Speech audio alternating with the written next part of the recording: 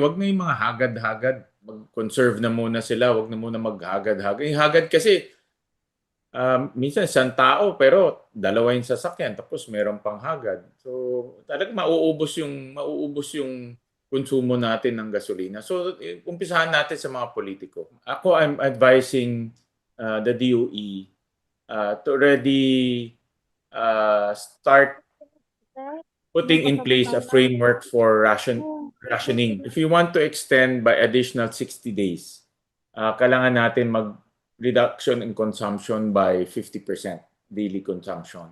Kasi right now, we're consuming 55 million liters a day. So if you want to extend it by 60 to about 90 days, we need to reduce that to about 30 million liters a day, more or less, no? 50%.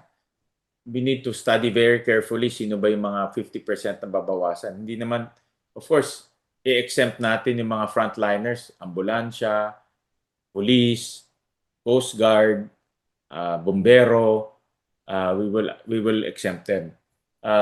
Yung mga ginagamit ang gasolina for livelihood, of course, mas mataas yung bibigay natin, di ba? Kagaya ng PUV drivers, taxi, TNVS, tricycles.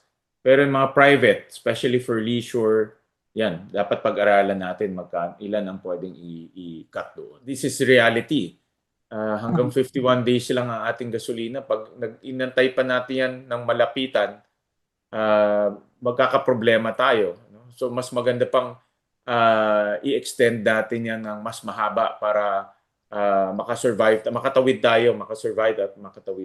Sir, does this need legislation or executive action na lang po ito? Executive action pwede nito. Especially meron na tayong executive order.